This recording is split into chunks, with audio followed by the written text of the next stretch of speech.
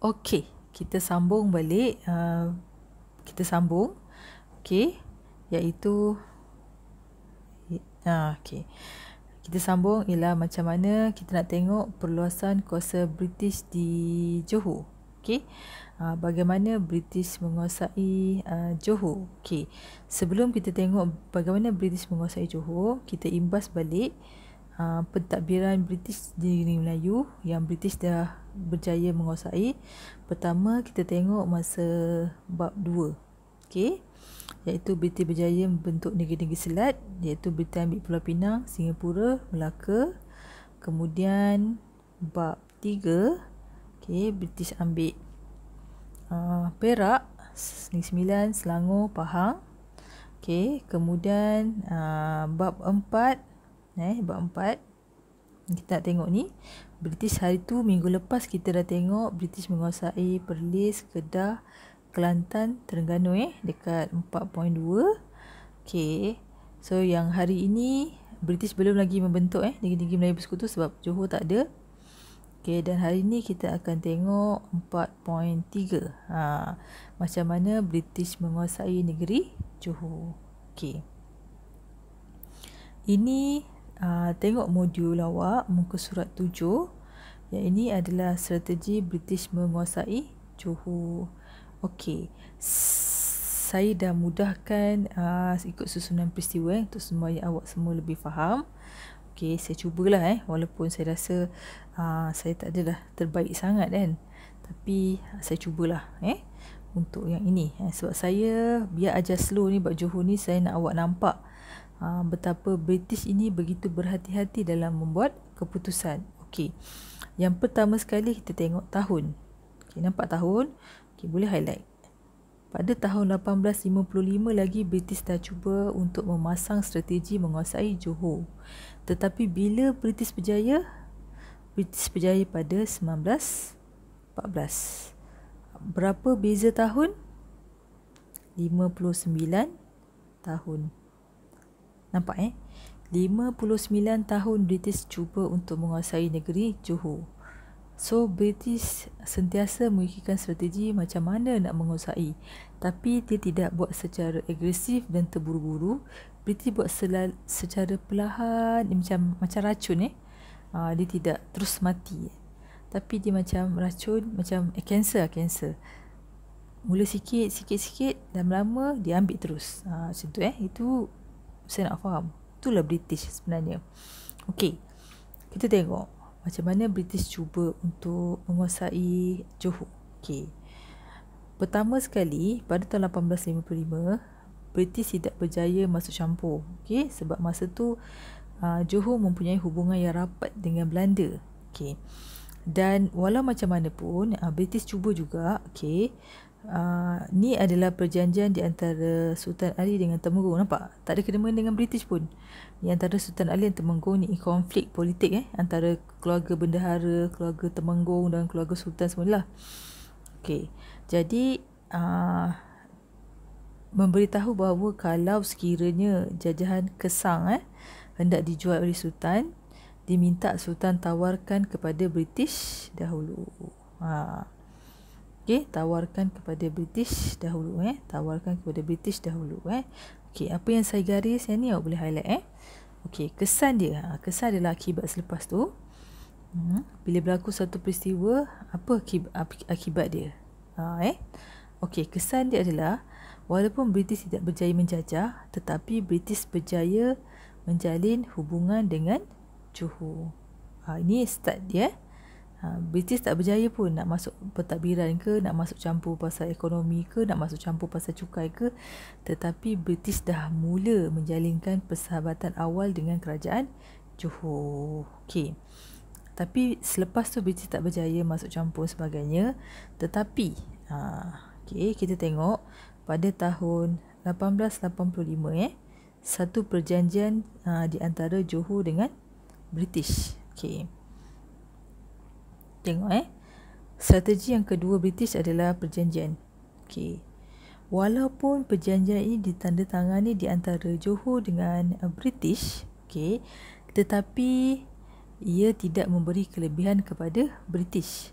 ia memberi kelebihan kepada Johor. Kenapa? Sebab Johor hanya menerima seorang pegawai konsul sahaja.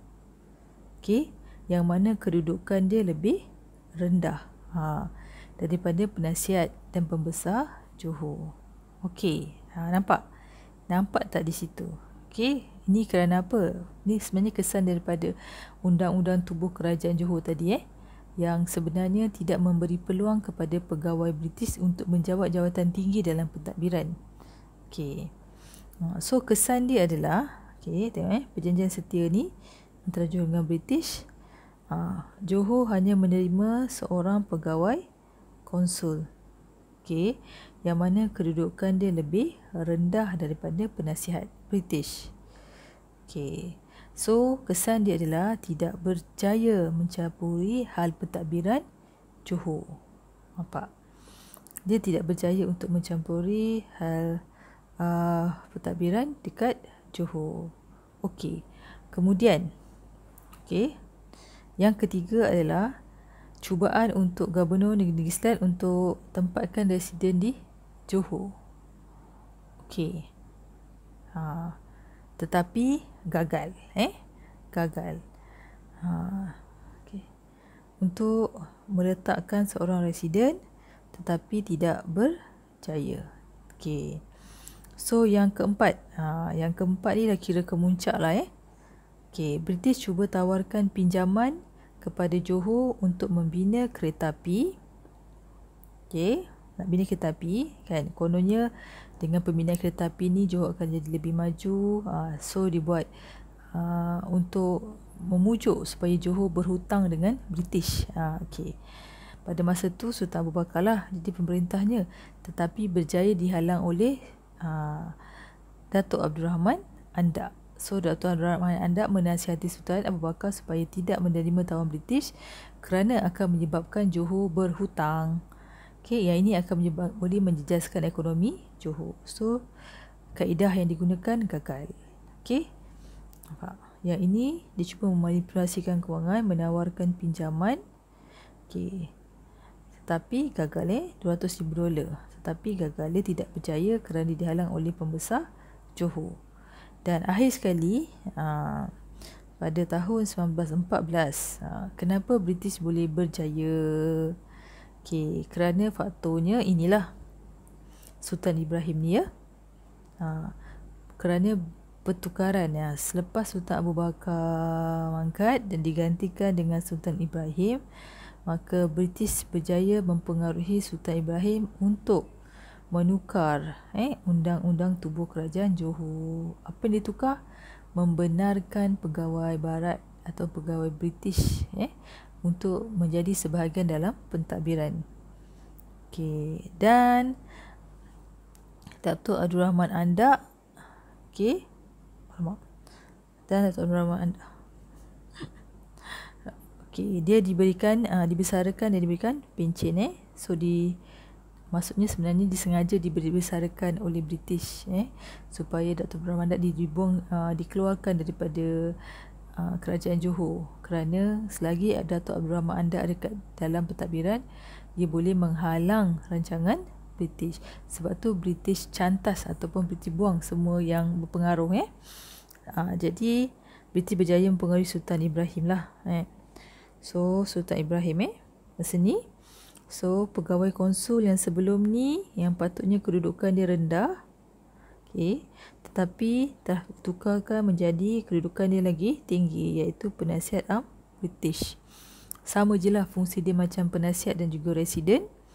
Dan akhirnya berjaya mengurangkan kuasa Sultan dan pembesar. Okey.